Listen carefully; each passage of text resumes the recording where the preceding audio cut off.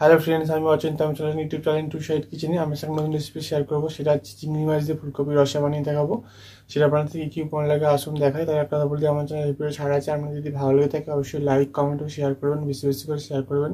আর যদি আমার চ্যানেল নতুন হয়ে থাকেন তাহলে প্লিজ সাবস্ক্রাইব করে দেবেন, নিচে বেল নোটিফিকেশনটা অল করে দেবেন যাতে আমার ভিডিও আমার কাছে আগে পৌঁছে যায়। তার জন্য চিংড়ি মাছ দিয়ে ফুলকপির রসা বানাতে কী কী উপকরণ লাগে আসুন দেখাই।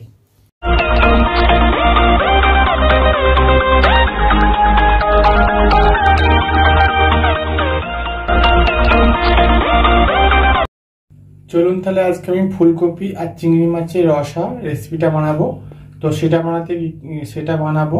আর তার আগে একটা কথা বলে দিই, ভিডিওটা প্রথম থেকে শেষ অবধি দেখার অনুরোধ রইলো। তার জন্য রেসিপিটা শুরু করি। আর কি কি উপকরণ দিয়ে বানাবো চলুন পুরোটাই আপনাদেরকে আজকে বানাবো আর দেখিয়ে দেবো। প্রথমে গ্যাসটা দিলে কড়াটা বসিয়েছি, কড়াটা গরম হয়ে গেছে। এর মধ্যে আমি তেল দিয়ে দেবো। তেলটা গরম করে নিয়েছি, এবার আমি চিংড়ি মাছগুলো দিয়ে দেবো। দিয়ে চিংড়ি মাছগুলো ভালো করে আবার ভেজে নেব।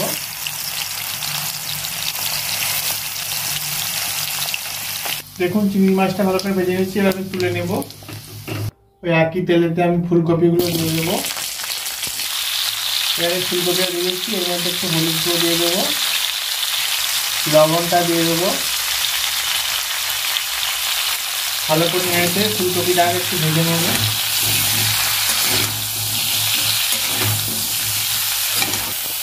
ফুলকপিটা একটু হালকা ভেজে নিয়েছি, এবার আলুগুলো আগে দিয়ে দেবো।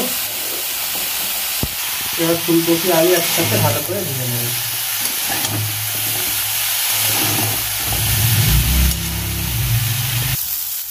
দেখুন এই ফুলকপি আলুটা ভালো করে ভেজে নিয়েছি, এটা এবার নামিয়ে নেব।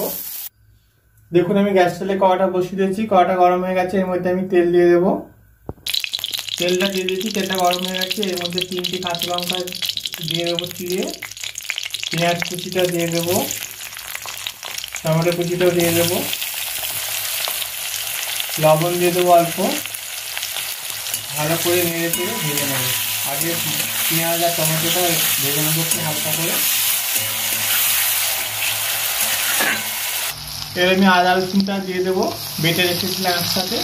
দিয়ে পেঁয়াজ আদা রসুন সব একসাথে ভালো করে আর ভেজে নেবো।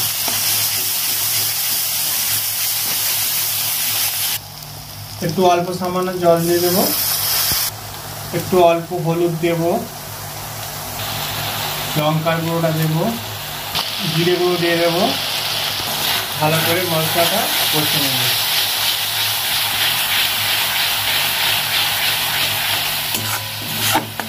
দেখুন মশলাটা কষে নিয়েছি, মশলা থেকে তেল ছেড়ে গেছে। এর মধ্যে ফুলকপি আলু যেটা ভেজে রেখেছিলাম সেগুলো দিয়ে দেবো,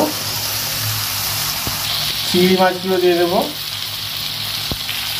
ভালো করে কষে নেব, বান্নাটার সাথে সব কিছু একসাথে কষে নেব। দেখুন আমি ফুলকপি আলু চিংড়ি মাছ একসাথে সব কষে নিয়েছি, এবার আমি জল দিয়ে দেবো।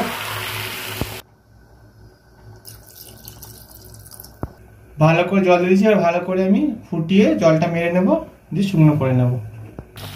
দেখুন আমার ফুলকপি আলু চিংড়ি মাছ দিয়ে ফুলকপি রসা রেসিপিটা হয়ে গেছে। এটা আমি এবার নামিয়ে নেব। দেখুন আমার চিংড়ি মাছ দিয়ে ফুলকপির রসা রেসিপিটা হয়ে গেছে।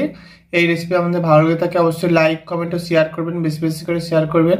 আর প্লিজ সাবস্ক্রাইব করে দেবেন, আমাদের পাশে থাকবেন। চলুন তাহলে দেখা হচ্ছে নেক্সট ভিডিওতে। এইরকম নিত্য নতুন ভিডিও পাওয়ার জন্য আমার চ্যানেলটাকে অবশ্যই সাবস্ক্রাইব করে আমাদের পাশে থাকবেন। চলুন তাহলে দেখা হচ্ছে নেক্সট ভিডিওতে।